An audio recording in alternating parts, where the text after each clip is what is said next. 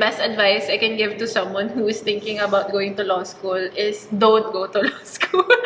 Sa Netherlands man, walang horror story na masashare kasi, paano ko ba explain? May students' rights. Who is she? Ano yun? Yeah, I'm actually, wala akong sasabihin. Kasi natatakot ako na anything I might say might be held against me. So I don't wanna say anything. Huwag kang sabihin yun. Huwag mo sabihin Oh, sige. Hi, my name is Beige. And I'm Red. And welcome to the very first episode of our podcast. Red and Beige figures out life in law school. Okay, nag-cringe pa rin ako. This is not actually the first time we filmed our podcast. We've had several episodes before. And hanggang ngayon, nag-cringe pa rin ako. So, today, we want to talk about why we decided to make a podcast in the first place.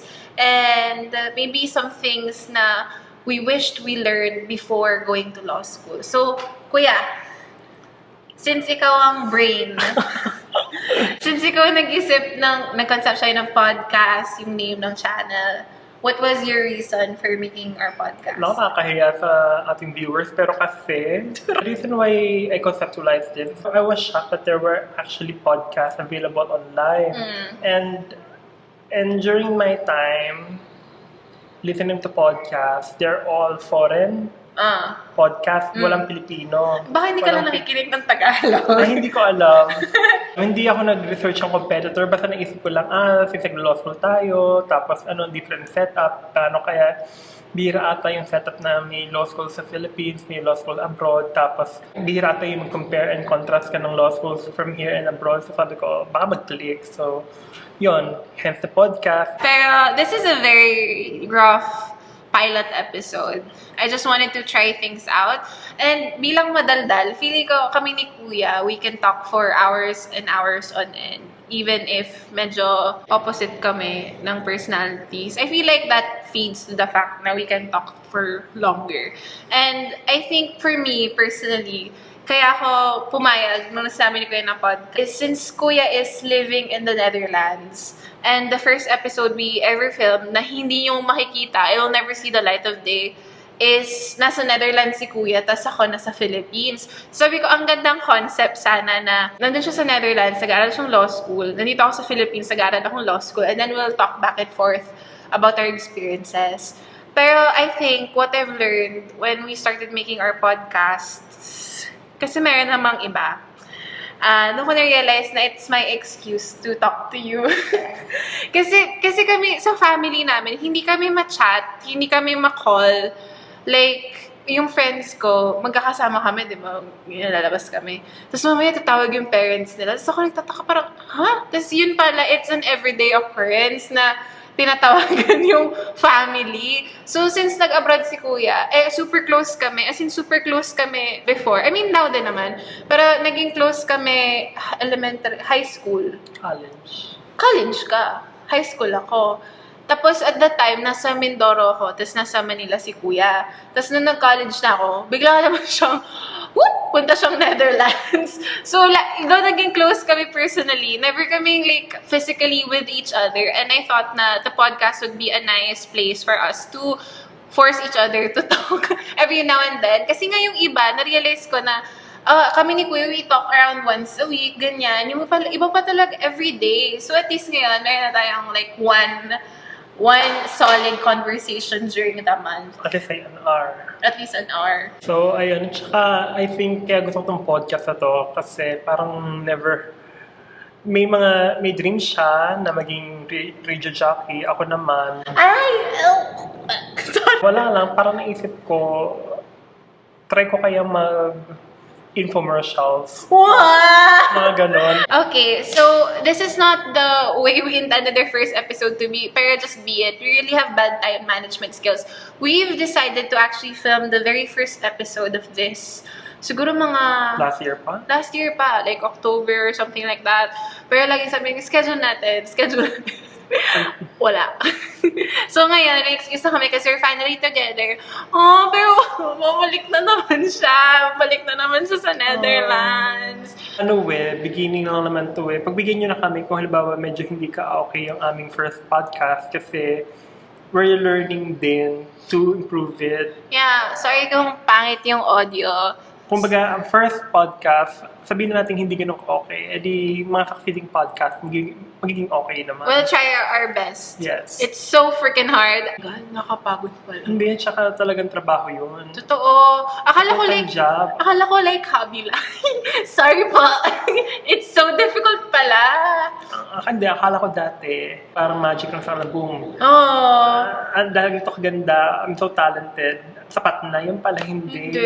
Kailangan may gamit, mumuhunan ka. Oh, ang laking issue kasi kay Kuya nung first podcast namin. Sabi niya, oh my God, di nag-usap na kami after ko i-edit, ganyan. Sabi niya, ang hina nung mic mo. So, ayan, napabili tuloy akong mic, pero yung cheap pa din kasi cheap ako.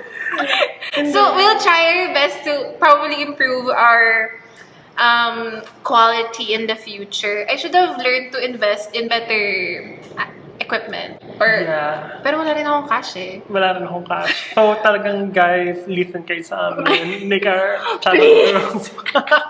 For our first episode, we want to give you a short introduction of our lives as law students.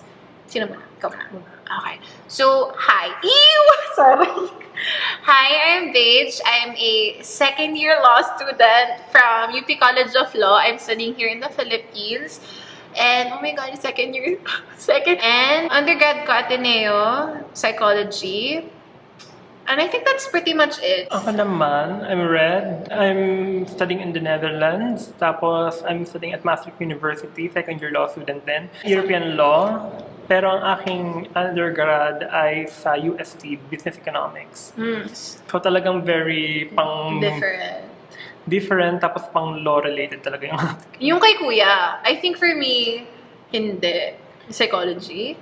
Akala ko pag mahilig ka social sciences or mga liberal arts, ano ka, parang in the Philippine setting, pag liberal arts ka or social sciences ang kinuha mo course, most likely gusto mo mag-law school, akala ko lang dati. Akala ko din. Ngayon, ayoko na. Pagdating mo ng law, parang culture shock na ito pala yung... I know it was gonna be hard. Did you expect it to be that hard? Kasi diba, we've already, if you're interested in becoming a lawyer, I've heard a lot of stories na parang, it's really difficult. Diba, at saka ang dami talagang horror stories, pero nandito na ako parang, tiyaga talaga ang kailangan doon. Kasi kagaya ko, halimbawa, let's say, I took a break from law school. Tapos ang hirap na mag-aral, parang 200 pages lang ang aralin mo, parang struggle. So, ginawa ko, itay ko muna yon, chunk by chunk. Tapos, nakakatapos din naman. Pero, tiyaga talaga, guys. Tsaka sipag. Tsaka lakas ng loob. Yes. Feeling ko talaga, sabi ko sa parents ko at one time, kasi yung dad namin lawyer din, naiinis ako, slight lang, kung nakikinig siya, slight lang, na feeling ko, baka in-underestimate ko lang yung experiences niya. Doon nagkukwento naman siya na parang may time daw na nag-exam sila, tapos yung professor daw nila, hinabol pa nila sa kotse para lang ipasa yung exam, tapos pagbalik ng exam, 70 sila lahat. Parang ganon. Legit. So, akala ko, parang, hindi naman siguro mangyari sa akin yan. So, nung dumating na ako sa law school, honestly, yung experiences ko, it wasn't that bad. Like, objectively looking at yung mga stories ni Daddy. Pero, meron akong bad story ngayon. Kasi before, it wasn't like that. Parang, wala naman akong super bad experiences. I don't wanna jinx it. Pero, it was very difficult. Pero not that difficult. Siguro if you were mentally stable, it would have been easier. Pero it wasn't that easy for me. Ngayon, parang nag-exam kami. Nag-finals kami. Walang pumasa. Ni isa from both schools. Kasi yung prof namin, dalawang schools yung na-handle. Tapos ni isa dun.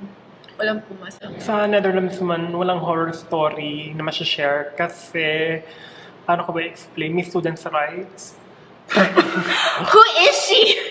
Ano yun? Pero parang hindi yun uso sa law school. Feeling mo ba? Meron kasing students' rights. Right to appeal, tapos rights na hindi ka ma-abuse ng professor mo kasi yung professor pwedeng itanggalin kapag hindi okay. Sa amin, pag hindi okay yung professor, ayaw magsalita, yung student yung tatanggalin. Sorry po, yung po ako paalisin. I know I've mentioned a couple of times na parang hirap na ako, pero I'm in a Stockholm Syndrome. I'm currently in love with law school. Huwag mo alisin. At saka natin masyadong bigyan ng spoilers ang ating listeners. So, gusto mo, magulat na lang sila? Yeah. Oh my God, alam mo ba? Oh my gosh, you're so mean. Sabi ko talaga, I think the best advice I can give to someone who is thinking about going to law school is don't go to law school. Tapos ikaw parang, hindi, hayaan Or kaya natin. better yet, dapat yung mga review centers, dapat meron silang... Verbal abuse. No. Sorry. Dapat merong silang parang bootcamp. Bukod sa review sessions, meron din at least 1 week bootcamp kung gusto mo ba mag-law school or hindi. Kasi, True. halimbawa, 1 week, pababasahin ka lang silang 200 cases o 100 cases. Hindi, para gano'n naman talaga eh. Para malaman mo kung talaga if it's right for you or not. True. 200 cases plus textbook. Medyo scam. Eka, Kasi ang mahal eh. Ang mahal, nandun ka, nagbayad ka ng full tuition. Sabihin mo, hi, I'm trying intro to law. Tapos, it's not for me. So, i-refund sa'yo mga 50% na lang or even less. or at least na-try mo. Or at least alam mo sa sarili mo if... Ay, hindi nyo pala nakikita. I'm pointing money. It's very difficult. Tsaka law school is also an investment or a gamble. Whichever coin do you perceive it. So I think, kung halimbawa dumaan ka man sa ganung klaseng bootcamp, no regrets. Kasi alam mo naman, you weighed naman, you foresee naman, you weighed naman the options. Well, at isang mahalaga, alam mo lang na kung iyo ba yan for the rest of the 4 years of your lives, or 4 years of your lives, hindi ko. Alam mo, Kuya is very introspective. So, let's go for a more in-depth version. Siguro if we were to list things na we might consider, okay, if you were to go to law school, what are the things na you wish you would have learned before entering law school? May gap year. Inaya mo ba yung sinulat ko? Well, pares tayo nisip? May cheat kasi ako. Gap year then for you. Gap year kasi nakakapagod mag-law school, tapos nakaka-drain siya. Parang feeling mo, ang daming, ano ko ba explain? Parang feeling mo, kakainin yung buong buhay mo, kahit ilang Yes. years na lang. Totoo, 2 years na lang ba? Pakiramdam ko mga... Forever pa eh. Oo, as in, legit araw-araw kang gumagapang. Ganun yung pakiramdam. So, maganda yung bago ka nag-law school na parang diversion o Oo. pahinga. Hindi lang just to take a break, it's great to take a break. Para lang, kasi for me, wala akong break. Pag-graduate ko ng undergrad, 2 months lang, diretso law school na. Wala akong time to even celebrate the hardships of my 4 years in undergrad. Although I really had a good time, feeling ko rin napagod din ako sobra noon. So, yung 2 months ko, wala man lang, parang, alam mo yun, finding myself, ganyan. Wala man lang thinking na, do I really want this? Or kaya, a gap year is really good, you can work. Ano pa ba yung natutunan ko? Kailangan matuto ka ng time management skills. True. If wala ka nun, magagawa naman ng paraan. Gumawa ka ng paraan. Kasi ako, I had good time management skills, pero I think I lacked the motivation when I entered law school. So, I'm trying my best every single day to up my time management skills. So, for you ba, what's your opinion on working while going to law school? Ano ko, bow down ako sa kanila. Kasi ang hirap. Totoo. Ang hirap. Pero I think, I wish, looking back, it's different for everyone. Feeling ko yung iba magsusurvive na full load and just focusing on law school. Kasi I have friends who are really thriving. Tapos yung extracurricular nila, related pa rin sa law school. Parang kinain na talaga sila ng sistema. Ako hindi ko talaga kakayanin. Gusto ko magpahinga. If like law school lang. Tapos during my break na, alam mo ngayon, break ko talaga. Feeling ko meron akong a little bit of aversion sa law school. Though I like learning, I actually adore my professors. I make it sound like that I've had a difficult time, pero my professors were very considerate, considering us and the times. Pero I'm thinking if, siguro pag nag-working student ako, in that way, hindi ako masyadong, di ba yung law school, parang it eats your time even out of law school.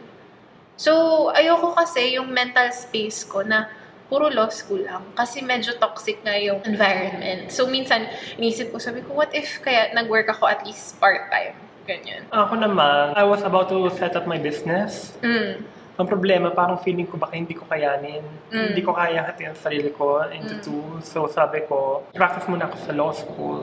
Focus muna ako doon. And then kapag after ng law school or parang feeling ko kaya ko na, saka ko yung set ang business. Pero right now, law school is a full-time job. So sinasabi ko sa inyo, if you're planning to, halimbawa, kung may means ka naman to go to law school and not get a job, mag full-time ka talaga sa law school na no job kasi nakakapagod. At the same time, kailangan mo, investment siya. Kailangan mo magkaroon ng good grades para pag nagkatrabaho. Yun nga eh, kaya a part of me wants to work. Kasi ang akin lang, I've heard stories about parang working students who are also doing well in school. At least it's not everything. I want work. So, yun lang, two sides of the coin siguro on working and non-working. Basta, yun lang, feeling ko, medyo feeling inadequate ako na I wanted to do something more. At saka ang law school, nakaka-humble siya. Yung parang feeling mo talaga, ang galing-galing mo na, pero pag nandun ka na, hindi pa pala. Talagang magugulit ka na lang, may mas magaling pa pala sa'yo, or hanggang may limitations ka. Though, kahit may limitations ka, growth mindset lang kailangan mo na sabihin mo, I can do this better next time. True. Ayun yung pala, isa ko pang issue sa law school. One thing that I will learn is you won't always get rewarded for what you do. So, halimbawa, kasi everyday recits, diba? So, may recits doon na one day, ang ganda na recit mo, tapos may recit ka na naman. Parang wala kang pahinga talaga. Kung pangit recit mo, maganda recit mo, same lang yun at the end of the day. Tomorrow may recit ka na naman, mag-aaral ka na naman. So you don't ever feel rewarded. And usually, kung marireward ka man, baka at the end of the year pa. Kaya law school is a stamina. Sabi ko nga, wala ba akong stamina? Talagang minsan nakakapagod talaga eh. Mukha ba kaming hindi issue yung mukha ba kaming haggard. Ang issue ko is mukha ba kami nagre-reklamo?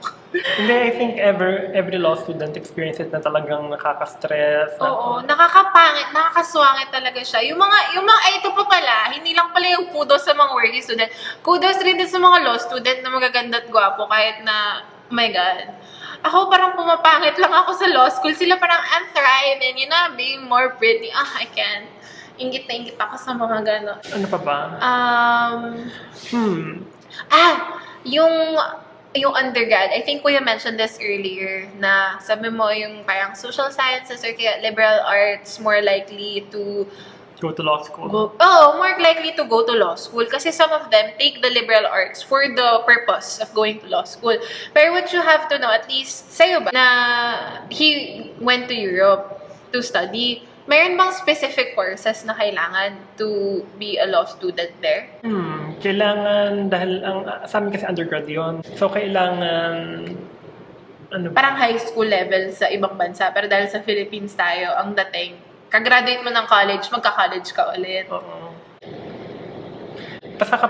Basta masasabi ko lang, kapag gusto mo mag-international, mag-Europe, kumuha ka ng AP, Advanced Placement, International Baccalaureate, or AIB, or, Ano yun? Ano siya, yung mga... Pang-international schools ba yan? So, okay. Si Kuya kasi feeling ko, in a sense, parang sinuwerte siya. I wouldn't say sinuwerte, more of fate na nakita niya ang mas strict. Kasi he applied, tas he got in. Sabi niya, okay, let's go na. It's a once-in-a-lifetime opportunity to study abroad. It's such a privilege to be there. I would have never thought in my entire life na may possibility pala mag-aral abroad. So, if medyo bata pa kayo, tas medyo eager kayo to be a law student, siguro start young. And have that mindset na you're willing to be a lawyer and have a mindset that it's gonna be difficult. Kasi ako, ever since I was younger, mga 5 pa lang ako, sabi ko, gusto ko maging abogado, ganyan. Kasi nakikita ko si daddy, kasi abogado din siya. Hala ko... It's a walk in the park, hindi. Oo. At saka kasi nung sinabi kong time na gusto ko maging abogado, that time, may palabas si daddy sa TVNet, which is a local network here in the Philippines. Ang tawag, local network in the Philippines. Local network dito sa Mindoro. Tapos, ang pangalan natin ay Tayo at ang Batas. Ganyan. So, yung time na gusto ko palang maging abogado, yung time na mini-makeupan si Daddy for TV. Know that it's going to be difficult. Pero, is it gonna be worth it? Only time will tell. Feeling ko worth it. Everyday talaga, iniisip ko talaga if worth it ba yung stress. Kasi, alam mo, iniisip ko, yung law school ba, mag-end ba yung stress ko after 4 years?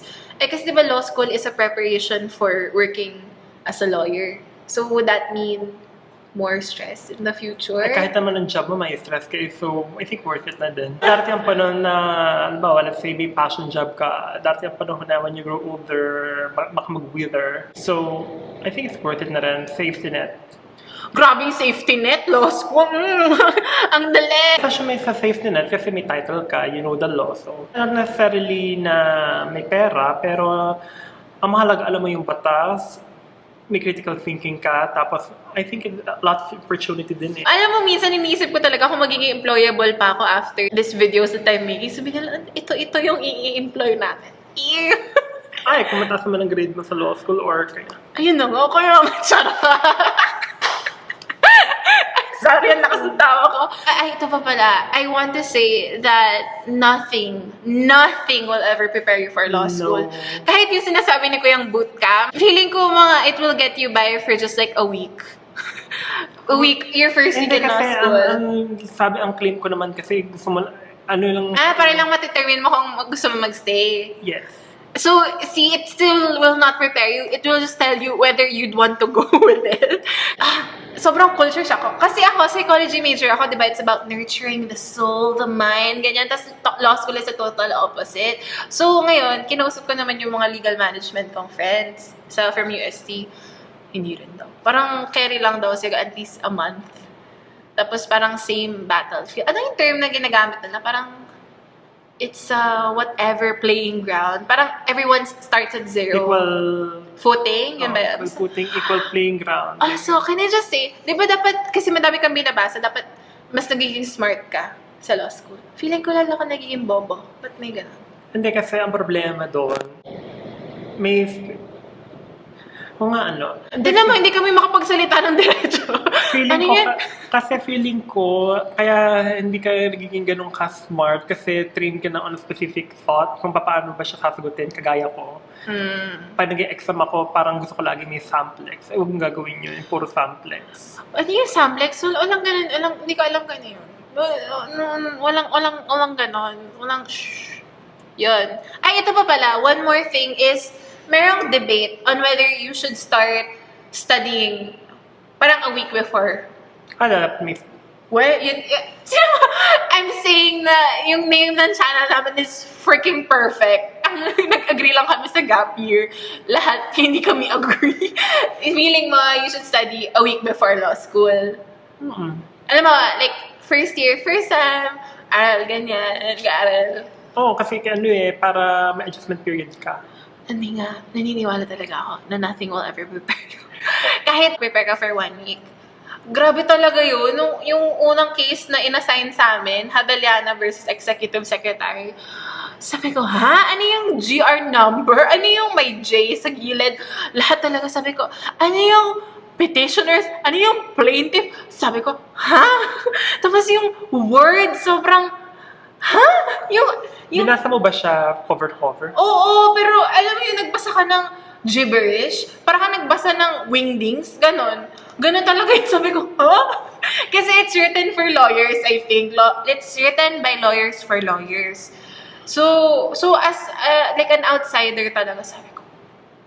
Tapos sa abroad ka nun, di ba? Sabi ko, Kuya, nasan yung facts, yung issues, yung ruling, ganyan. Sabi ko, tapos si Daddy tulong-tulong ganyan. Sabi niya, ito yung facts, ito yung issues. Parang hindi niya sinasabi kung alin. Ang gusto ko kasi sabihin niyo sa akin kung nasaan. Yun pala, it's more of like, you'll just know it by doing it a couple of times. So I'm saying na I don't think you'll ever get prepared for a week unless magbasa ka talaga ng 200 cases before classes. Pero at the same time, why would you do that? Mapapagod ka lang. May off bagay. Pero hindi. Like, gets naman. Some people, I have friends naman na who prepared beforehand. Pero someone told me kasi na huwag ka na mag-prepare. Parang walang magagawa yung pag-prepare mo. Enjoyin mo na lang yung break. So, doon ko nakuha yung gap year. So, kung i-enjoyin mo talaga siya, enjoyin mo siya to the fullest. Kasi pagpasok mo ng law school, wala na. Okay, ang tunang ko dahil nga sa, okay fine, dahil abroad naman siya. Preparation for abroad, kailangan at least a year. Tapos, kailangan i-ready mo lahat ng documents. And then, before going to abroad, kailangan, siguro makakita ka ng housing, kasi ang hirap magkaroon ng housing doon. Hanap ka ng asukal de papa. Alam mo yan? Tapos, gano'n. Sorry. Tapos, housing. Tapos, kailangan prepare ka sa culture siya kasi ako naman na-prepare din naman ako doon. Mag-aral ka lang. At saka lakas ng loob. Yeah, lakas ng loob. Lagi si Beige, yung pang-copy lang, lakas ng loob. Kasi I feel like law school for me, it's just a state of mind. Ay, totoo. Di ba? Feeling ko, pag sabi mong mahirap, lalo siyang hihirap. Pero kung sabi mo madali, tadali niya. Hindi naman. Mahirap din, pero kakayanin. Okay. Ganon. At saka, feeling ko kasi lagi kong winard yung law school for the past year as kaaway ko. Pero hindi, no joke naman kasi. Kasi from my part naman, kasi pumapasok, nagte-text ako kay Kuya, sabi ko, Kuya, papasok po ba ako? Hindi ko na kaya kasi may times talaga na feeling ko magkaka-heart attack ako before class. Kasi sobrang kabang-kaba talaga ako. Pero ngayon, ayun, nung ko nalaman na it is a state of mind. Pero it does, parang you have to work towards it. Hindi siya yung parang isang araw, okay, sabihin ko state of mind, tapos mamaya, ay, it's just a state of mind. Ginagawa ko ngayon, magandang steps na halimbawa na mag-aaral ka, hindi ka sana mag-aaral, i-chunk mo muna.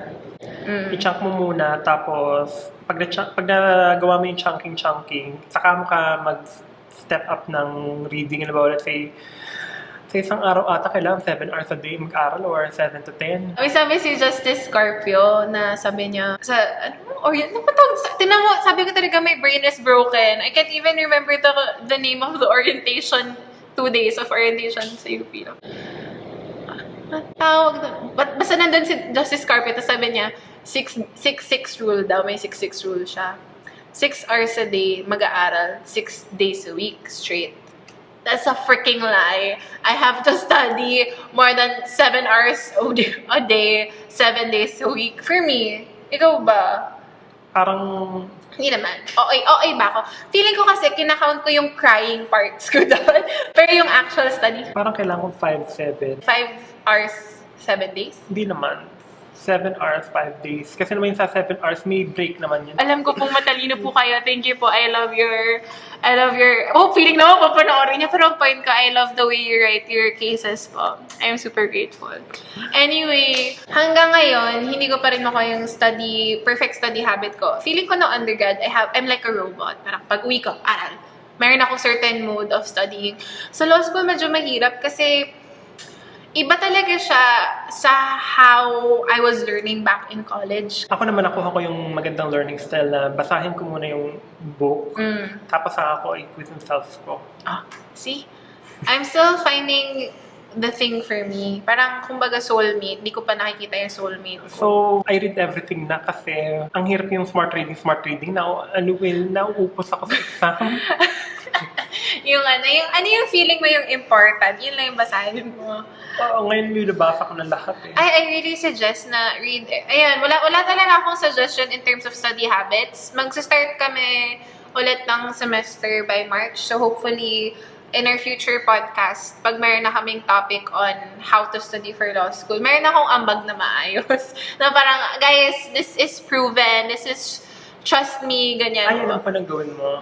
Basahin mo muna lahat. Pag nabasa mo yun, bago ako pumasok, kailangan i-recite mo yung mga tables. Sis, ang bagal talaga. Ginagawa ko talaga yan. Ang time-consuming kasi. Hindi, wala kang notes. Talagang halimbawa na binasa mo. Kasi isang chapter, isang unit. Di ba may naka-table of contents naman yun? Bago ka pumasok na i-recite mo yun lahat, kailangan, alam ko ba yan? Pag naalam mo yun, aaral ka na talaga. Pag hindi, ay naku, Diyos ko, nag-aaral ba ako? Ewan ko kasi for me, pag nag-aaral ako, part ng oras talaga yung parang, ayoko na talaga. Every day talaga, I've been asking myself, is it worth it? Gusto ko pa mag-law school. Parang nakailang conversations sa kami ni Kuya na parang, pero ito kasi yun, kung susukuan mo yun, paano kung mag-regret ka pala kung sumuko ko? Ayun nga, kaya nga hindi ako sumusuko, diba? Gusto ko lang naman mag-drama. Hindi. Kasi ako hindi ako nag-drama dahil parang feeling ko ang dami ko kailangang aral. Kaya nga hindi ako makatapos, puro drama. Okay, anyway, moving on. With that said, feeling ko important na you find a good group of friends. Not just like supportive, pero also study friends. Kasi nung undergrad ako, yung supportive group of friends ko, mahilig din kami mag-aral. Ngayon naman, feeling ko, ako yung bad influence sa friends namin. Sabi ko, guys, hindi mo na ako mag-aaral, tutulog muna ako, or kaya manood mo na akong BTS, bye-bye. Sabi nila, hindi, feeling ko nag-aaral sila, sinasabi lang nila na hindi sila nag-aaral. Pero feeling ko, pag sabi ko hindi, sabi niya, sino nag-aaral? Sabi nila, walang nag-aaral. Feeling ko ako lang yung totoo. Like, ako lang hindi nagsisinungaling. Feeling mo? Feeling ko... Ako lang hindi nagsisinungaling, no? Guys, mag-aaral kayo. Tsaka pag sinabi ng classmate niya na di siya nag-aaral, huwag kayo maniwala. Except pag ako yung kausap niya. Hindi talaga ako nag-aaral. I swear. Kasi nagre-reklamo yung tatay ko. Sabi niya, bakit di kayo nag-aaral? Hindi daw niya ako nakikita nag-aaral. Tapos sa isang kaibigan, one time nalasing siya. Tapos hinatid ko siya sa bahay niya. Tapos galit na galit siya. Sabi niya, Kuya, si beige, hindi naman nag-aaral. Pero same kami ng grade. pero ganito kasi, hindi naman ako like, Hindi nag-aaral. Hindi naman ako hindi ko ma-explain. Smart ka na mag-aaral. Wait, huwag mo sabihin ganyan. Nag-aaral naman ako, pero hindi kasi talaga ako sobrang invested sa law school na alam mo yung parang jowa, naka-text mo 24/7, yung matutulog ka, hindi kasi ako ganun. Ayoko kasi ng ganun. Kasi, alam mo yung pag nag-spray ka ng pabango, tapos nakakaalala ka ng memory. Pag ako nagpa-plot ako ng libro, may naalala akong memory na hindi ako natutuwa. So, pag di nabuksan ko yung libro ko, lagi ako malungkot. Kaya, lagi ko sasabi na hindi ako nag-aaral. Pero minsan nag-aaral naman ako. Aral tayo bukas. Ala! Ayaw. Parang may kasama mag-aaral. Sige na. Pero nag-aaral ako, promise. Baka kasi makita to ng mga law professors ko. Tapos sabihin niya, hindi pala siya nag-aaral. So, Ibagsak na natin. Oo, hindi nag-aaral po ako, promise. Pero feeling, iba lang po kasi talaga yung study habits ko from undergrad to now. Lately ko lang nalaman. Kasi Kuya ang sipag. hindi ako masipag. O, tinan mo lahat ng law student. Hindi ako nag-aral. Hindi ako masipag. Tapos pag sasabihin, hindi ko pala nag-aral. Bakit kita g-grade? Tapos sasabihin niyo, hindi po nag-aral po talaga. Iba kasi yung study strategy ko. Nare-refine siya over time yung akin. Feeling ko, nare-refine naman lahat, pero ina-underestimate lang natin yung sarili natin. Feeling ko for me, kaya ako sinasabi na hindi ako nag-aaral kasi I'm not studying the way I want to study. Paano ba yung what you want to study? Yun nga kung paano ako mag-aaral ng undergrad. Pero paano kung mag-aaral ng undergrad? Wow, sinaspsychoanalyze niya ako. Okay, so paano? Sige ko, ano yun? Paano nga yung aral? Hindi ko ma-explain. Nababasa ko lahat ng libro. Wow, galing. Wow, guys, ang yabang niya. Gumagawa pa ako ng sarili kong practice test, which is hindi kaya talaga ng law school. Feeling ko kasi, ina-underestimate ko yung fact na masyadong marami yung load sa law school at hindi ko magagawa yung ginagawa ko na undergrad sa law school. So, feeling ko, lagi akong I will never be as good as I was before. Pero at the same time, I think I'm setting the standard too high because it will never be that way. Hindi siya doable yung... I feeling ko kaya nyo. Kung kaya nyo, edi kong lang. Hindi ang galing. Also, pag nandun kayo, pwede mo maging sharing kayo. Alam mo yun, huwag madamot. Wala akong sinasabi. Feeling ko lang, if I were in that situation where I had the ability to help other people, I would. Because I did that back in undergrad. Parang if I make a test, I share it to everyone. Hindi naman ako nagmamayabang. Sinasabi ko lang na it's really nice to be helpful to other people, especially in law school, because we're all in the same boat. Lahat tayo hirap na hirap. So let's try to make our lives a little bit easier. And if we can make other people's lives easier, why not do that? Diba? Diyos! Ay, sorry. Ano pang Ito pa pala. I heard professors say this a lot. Yung sometimes law school is not for everyone. Pero they say it in a mean way kasi. We are not gonna nurture you. We're not going to adjust for you. Parang ganun yung wording nila. Pero ang point kasi, it's not really for everyone. I think it can be said in a nicer way. Pero I've heard a lot of law school say na it's not for everyone. Hindi magbabend over backwards ang law school. It will not change the system for you. And that's true. Yung limitations din, siguro for me to find a way, find myself na ayoko na talaga. Parang know when to say no. Kasi marami na namang people na try ng try, diba? Tapos ngayon, abogado na sila. I don't discount the fact that other people who keep on trying pero di pa rin abogado. Pero kasi I'm really, I think it's much stronger for a person to leave law school than to stay because of the many what ifs. Kasi we're all having a hard time, pero the fact that you're able to say to yourself na parang, I am more than just a law student. I am more than who I am if I were to be a lawyer. I think that's a good state of mind. if meron ka talagang moments na ganun, okay lang. It's not the end of the world. Or you can try other things and then come back here. Ganun. Bakit ako parang nagpapaalam na?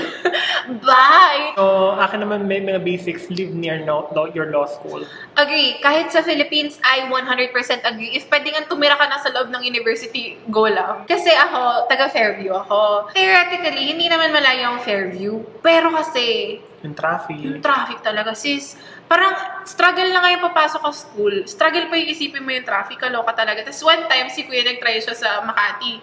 Sis, 4 hours yung bahay niya araw-araw. My gatos. Yung friend ko rin right now, she's from Manila. Tapos she's in Makati now as well. So I think it's really smart to, parang it's less of your worries kasi. Ito naman practicalities na lang, no? Ano ba yung mga I wish I had in law school? We've tried our best to tell you everything that we can tell you about preparing yourself for law school, what to expect, ganyan. Pero, tulad nga nung sinabi ni Kuya kanina, you'll just know when you get there. Hayaan na lang namin na malaman. You define your own story. Oo. Ano pa ba yung... another thing pala na... choose a law school that fits you. That's true. Hindi porket siya yung sobrang taas ng rank. Ito yung natutunan ko over time. Hindi porket sobrang taas ng rank niya, doon ka na. Kailangan check mo rin yung culture, check mo rin yung schedule mo, check mo rin yung mental health mo, kung akma ka ba dun sa law school na yun. Kasi lahat nga sila may hirap, pero may mas forgiving. I think so, may mas forgiving. Pray. Pray. Yeah, Even pray. if hindi kayo religious, alam mo, you don't believe in a God. If ever you don't believe in God, just find another version of praying. Self-affirmation. Alam mo, feeling ko kahit hindi ka religious, mapapadasal ka sa law school eh. At saka believe in yourself. Believe in yourself, you can do it. I know I've said the speech na parang, if you don't feel like you belong, learn how to leave. But at the same time, know that you are strong enough. The fact that you're here is already a sign that you're supposed to be here. So, remind yourself, even if you question yourself every day, kung tama ba na nag-law school ako, tama ba itong desisyon na to, pwede bang umalis na lang ako, magtrabaho na lang ako, worth it ba to? Know na you are where you are right now for a reason. Cliche, pero totoo, no? Yes, kaya kailangan, Diyos ko, sorry tapos usually, ano pa ba yung napapaisip? Sabi niyo kayo, wala na ako maisip. Hindi kasi napapaisip ko, usually, set some boundaries din kung kailan yung time for law school, kailan yung time for yourself. Yeah, ako talaga, yun yung feeling ko, dun nanggaling yung thing nung classmate ko na hindi ako masyadong maaral. Kasi, don't take law school too seriously. I know they say na law school is a jealous mistress. Pero if you were to be in a relationship, ayaw mo naman ng klase ng relationship na May jealous mistress. may jealous mistress Or toxic, or kaya akin lang lahat ng oras mo. Find time for yourself. Taking care of your mental health is number 1. And physical health din. Mental health, basta your health in general. Take care of that. It's really the foundation for law school. And we're saying this from a place na, una, hindi ako healthy, tas yung kuya ko, he's trying. So, yun. These are things that we're saying, not because we do them, but because these are things that we wish na could have happened to us. But before pa. And right now, nag-wish kami na sana nangyari, pero hindi. So, hopefully, for those who want to be law students or law years in the future, we hope that this would have been helpful. I'll list down some of the summaries of what we said kasi just in case lang ng jumble-jumble. Our goal is really to help you guys be prepared. And feeling ko, nag-ramble kami a little bit. And also, don't be afraid to seek for help. Yes. And don't have this mindset na you just go to therapy kasi there's something wrong. We're all a little bit mad, sabi nga ni Mad Hatter. Lahat tayo a little bit crazy. And even if you're healthy, feeling ko magde-deteriorate yan pagpasok mo ng mental institution. Feeling ko pagpasok mo ng law school, magde-deteriorate yan. So just to maintain your mental health, it's good to seek professionals. If you can't afford, meron namang counselors lucky enough sa UP Law, merong counselor. Meron din ba sa inyo? Oo, pero ang hirap nakapila ka. Kasi apparently marami rin sa mga estudyante ang kailangan. See, don't be afraid to seek for help.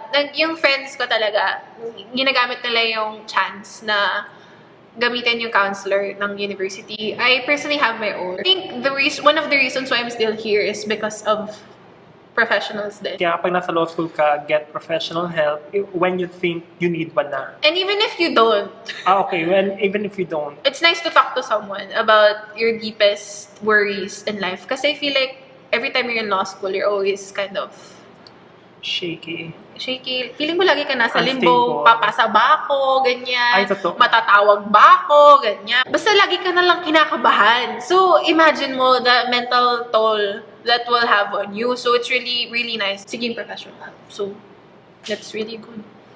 We're done. We're done na. So, I hope you guys enjoyed and I hope this was of help to you. If it wasn't, at least it was of help to us. And if you have anything to say, anything to ask, you can leave in the comments down below. I'm sorry, nagka-cringe talaga ako. And if you have questions pala, especially kay Kuya, kasi masyado ako nagdaldal today. Feeling ko interested sila what it's like to study abroad. Or if you have questions about law school in general, we'll answer that in the future. Tapos yun, we hope you enjoyed today's episode. Sorry yung tawa ko ang lakas. Sorry ang daldal ko. Madaldal lang talaga ako. Okay. Bye!